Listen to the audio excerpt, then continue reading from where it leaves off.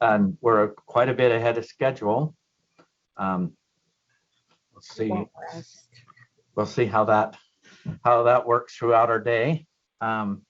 Next, we'll have our superintendent's report, which I'll turn the time over to you. We have employee recognition, acknowledgement of student artwork, and then the superintendent's report. You want to just take the point on all three, Superintendent?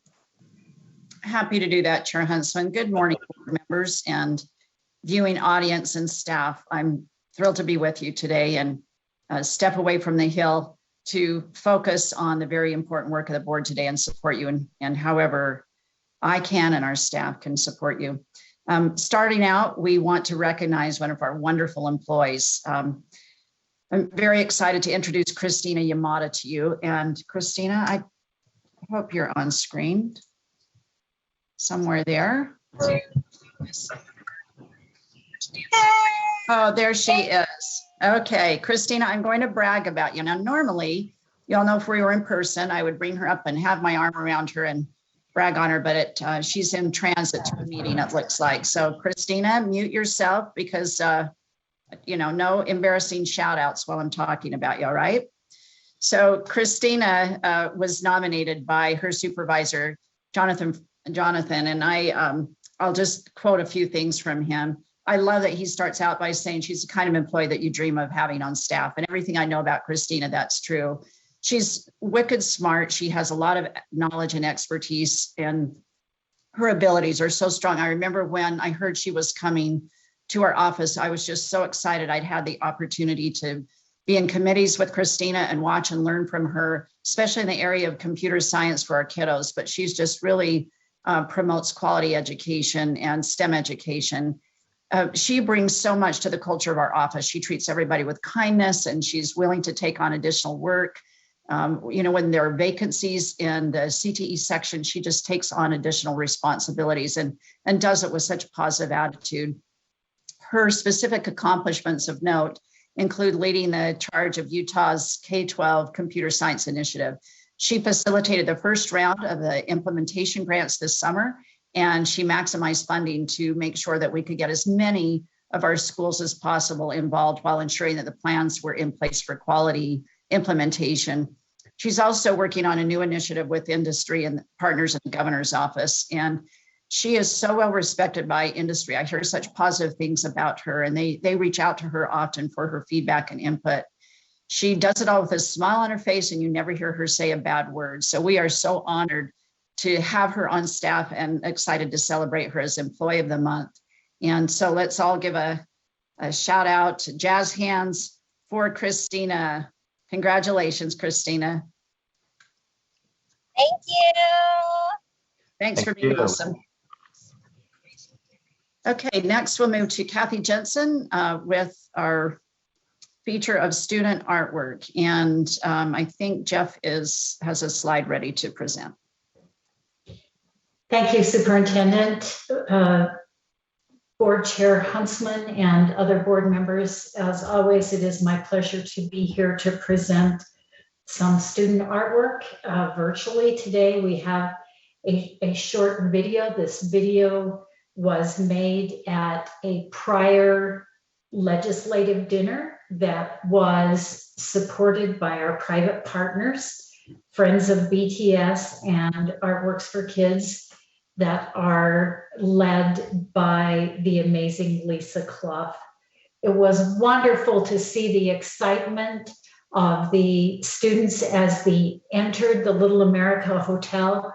They looked around at the chandeliers and how beautiful the hotel was, and they were so excited to be there.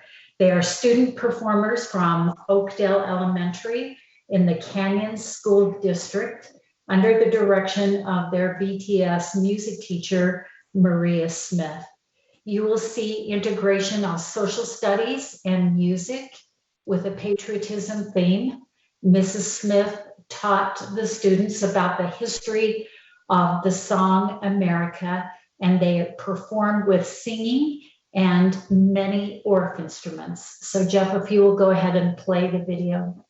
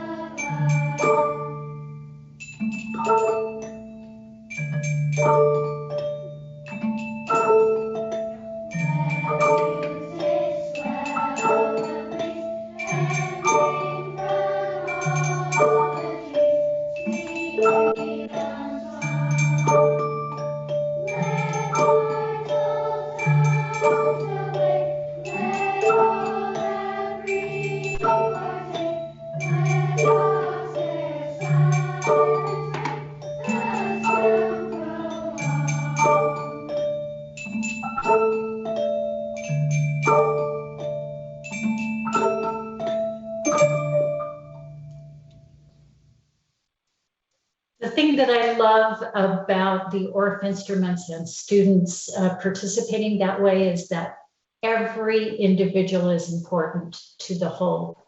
Each person has their part to play, and they play it well.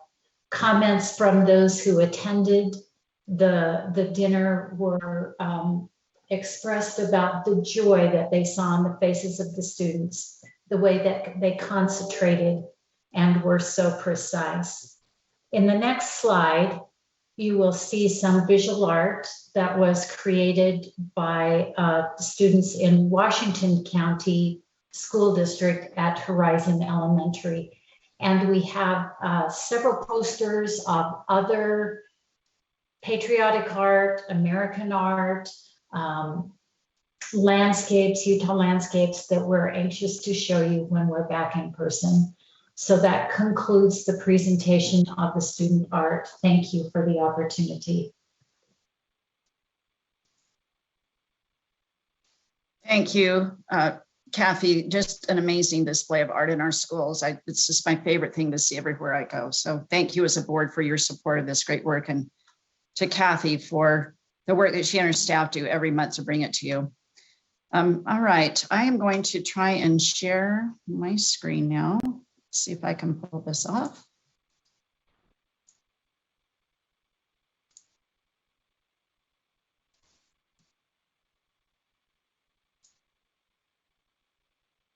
All right, hopefully you can see that. I am very excited at the opportunity I've had this year in visiting classrooms, to visit classrooms and schools of our board members. It's just been such a highlight. So I was able to go down in January and visit the classroom of Miss Norton at Little Valley Elementary. As you know, Miss Norton teaches 5th grade, and she had I try to be low key. I just kind of want to be a fly on the wall and come in and not make a fuss. And it was just right. She had 2 of her students, Blake and Ashlyn, there to greet me in front of a tree of compliments. And these 2 wonderful docents were so mature and so mannerly, and took me all around the school, and were so articulate about everything that goes on in their school, as well as giving me the scoop on Miss Norton. So being able to watch her firsthand and walk in and see her teaching content and feel the love and enthusiasm for her students. She had them sing a patriotic song for me, naming all of the presidents, and they were amazing. It sounded like a little professional choir.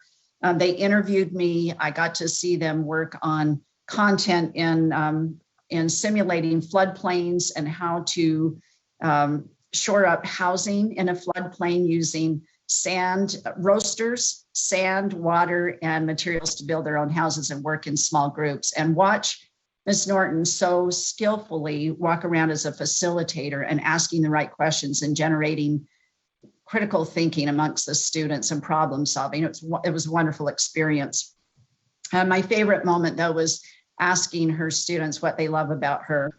And I would just capture all of their great comments into a couple of themes. One of the young women said, there's just not enough time to say all of the great things about her, which I loved. But the themes were really focused on relationship, high expectations. One of the students really described her as someone who she gets things done because she's very organized, and she's, he didn't call her a taskmaster, but he basically said that she really keeps us organized and has high expectations, and we get things done and learn a lot. And they just love her. The love and enthusiasm in that classroom was so palatable. So thank you, Ms. Norton, for indulging me and letting me come into your classroom. It was a wonderful experience. I hope you'll all get that experience to watch her. in action. I also want to give some staff shout outs. I don't know how many of you have had the opportunity to look at the superintendent's annual report. Excuse me, we sent it to you, we sent it to the legislature. We are required by the legislature to compile this report. And we have a deadline, and you can see all the hands on deck. And there were many more people that contributed, but these were primarily the staff members who really did, like Barbara did the graphic work and the content layout, and she reviewed what was missing and old data and compiled a list of actions that we needed to complete. Ryan Bartlett, brand new communications director, he jumped right in and reviewed the draft document for old data and helped translate kind of staff responses into content, put it into format for Barb to make changes. Sherry Reba, my amazing assistant, led requesting staff responses to get new content in and organized responses, and did a final technical review. Angie Stallings led outreach to leadership staff to get support in providing data and updates. Mark Peterson is responsible for getting on the website and provided a technical edit to the document. He gathers data, and he works on my letter as well that goes in the front of the manual. Aaron Bruff and his full data and stats team, they just leaned in. They were all hands on deck, and they provided reporting on outcomes and operations data. It's posted on the final annual report page, and you can see his team members starting with Malia, Lindsay, Wynn, Callista, David, and Stephanie. And you can see all of the reports on the website. Brett led the financial reporting response, Brett Balthazar, and it's also posted on that final report page. And of course, he had a great team helping him, including Dale Frost, John Palmer, Dallin, Laura, Matthew, and Kieran. And last but not least, Sarah Young brought it across the finish line, as you would imagine. So shout out to that huge lift of the superintendent's report. It takes months, literally months, a lot of people involved. Corey Kent was awarded a national award. I want to give her a shout out. Corey has been serving the board for quite a few years with this heavy lift of our statewide online education program. And for her work in making sure that our students have so many digital options for their coursework, she was awarded the National Digital Learning Collaborative's Individual Excellence in Digital Learning Award. So congratulations and shout out to Corey. Now a shout out to the board. Thank you so much for setting aside $12 million of our ESSER funds in our state set aside fund and dedicating that to classroom projects. I know that you as board members have individually and collectively received wonderful emails. I've had texts, calls, emails, face-to-face conversations with teachers that are so grateful for the opportunity to get additional materials into their classes to support their students. So Sarah Young, Chief of Staff, just sent me an update, and you can see the numbers here. But as of today, hot off the press, there were 12,827 teachers who were supported at 1,018 of our schools across Utah. So at this time, the funding is fully committed to Utah teachers and students. And at the end of my presentation, Sarah is online as well if you want to ask her some questions about this. But I just think it's been a tremendous gift to our teachers and has sent a message to them about how much you care about them and their well-being. So as I've been thinking about our teacher well-being, our educator well-being, and that of our students, I've had the opportunity to speak at a conference or two and have a lot of interactions with our educators. And this poem that I read some time ago, Parker Palmer introduced me to this poem, and Parker has written the books Courage to Lead and Courage to Teach. He's a study of Quaker. He's a Quaker by trade, and he just studies literature and poetry and ways to calm and heal the human heart. So he shared this poem with me. It's called The Way It Is. There's a thread that you follow. It goes among things that change, but it doesn't change. People wonder about what you were pursuing. You have to explain about the thread, but it's hard for others to see. While you hold it, you can't get lost. Tragedies happen. People get hurt or die, and you suffer and get old. Nothing you do can stop time's unfolding. You don't ever let go of the thread. So I've been thinking, board members, about the thread that I hold on to. And during the last 2 years, while it's been difficult, I have been so grateful to be able to hold on to the board's vision and mission and our portrait of a graduate.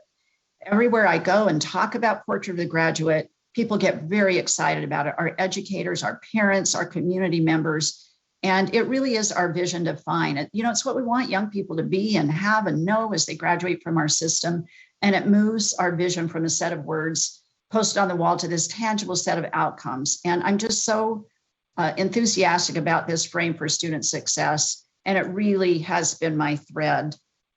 And I so appreciate that as I'm out in schools now, I use the lens. I want to quote Scott Jones, and Deputy Jones, I apologize if I don't get this quite right, but in a public education appropriations meeting this week, he said that we, when we're out there trying to provide oversight and monitor and provide support to our schools, we're using our eyes, our ears, and our hearts. And I love that thinking, because that's true. When we're in the schools and interacting with our families, our educators, I'm now listening and watching and feeling mastery, autonomy, and purpose, looking for those things. I'm always so excited about the many examples I can quote and state and observe where I see mastery, autonomy, and purpose happening.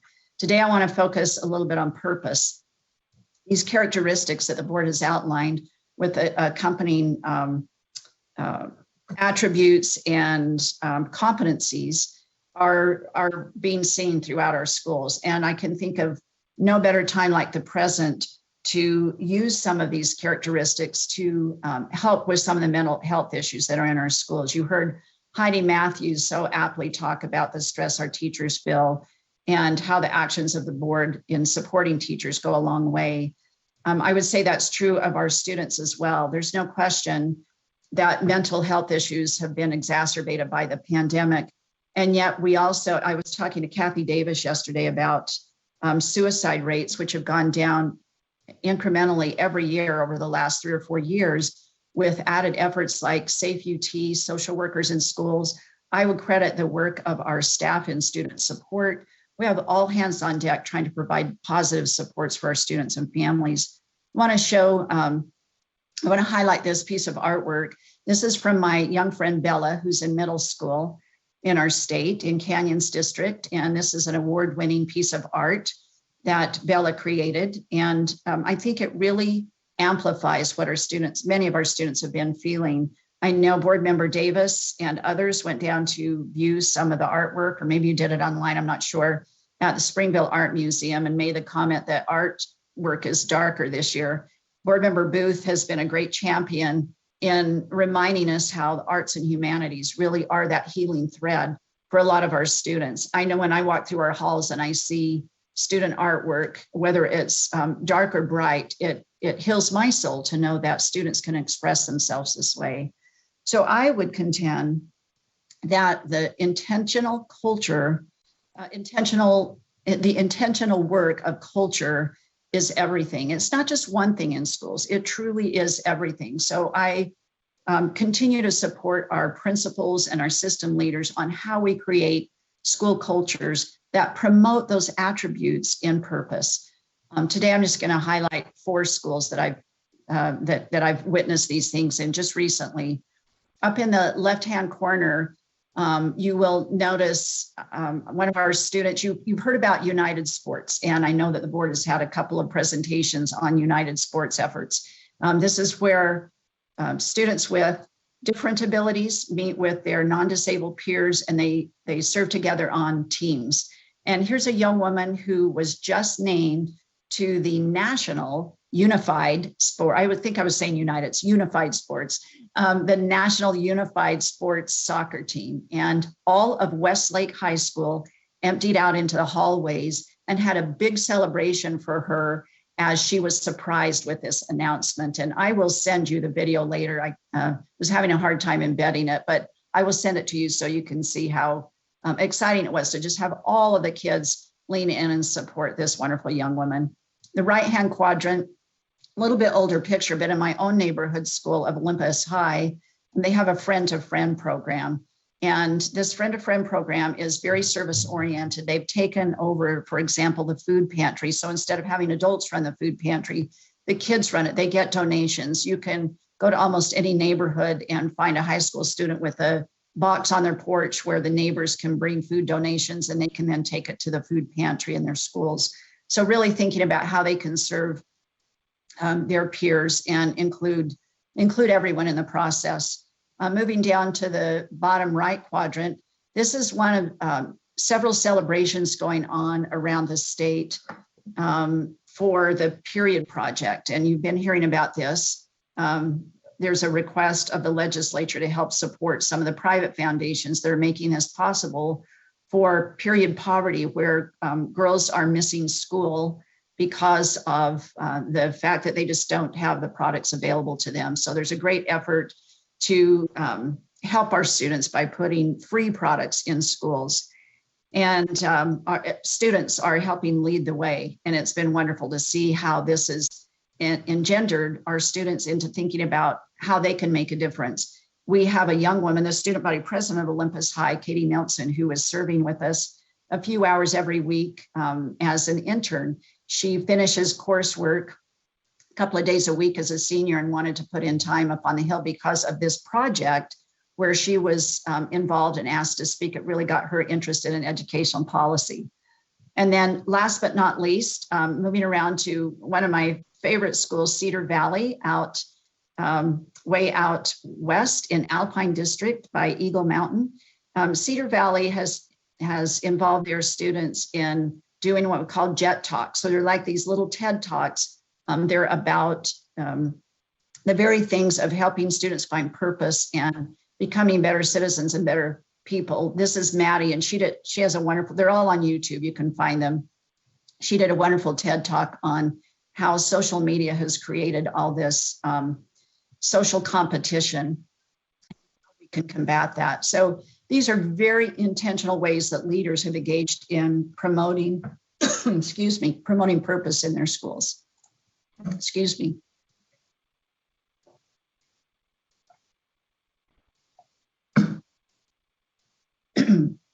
For those leaders,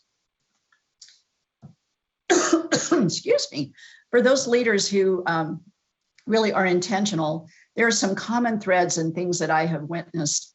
First, I've noticed that the leaders of schools where they're really intentional about culture, they have clear values.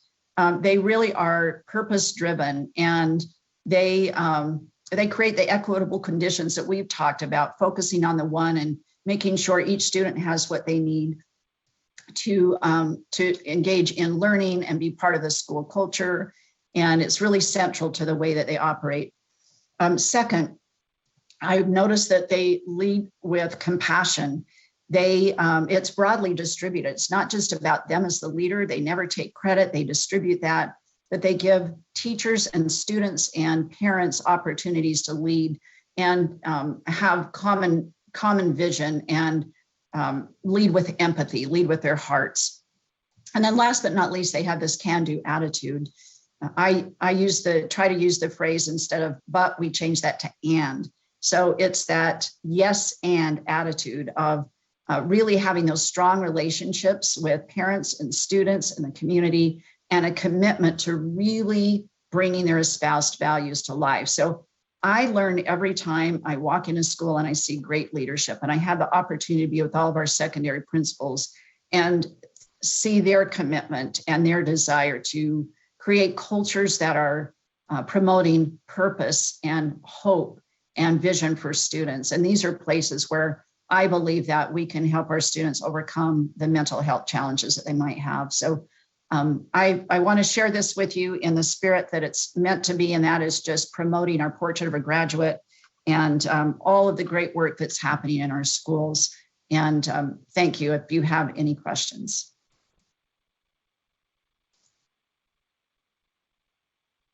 Thank you, Superintendent. Very well done. You got some applause happening, but might not be able to hear that. Vice Chairs, help me out if somebody has their hands raised, because I'm not being able to split my screen to a place where I can see all the hands, but thank you for that report. Not seeing any hands raised.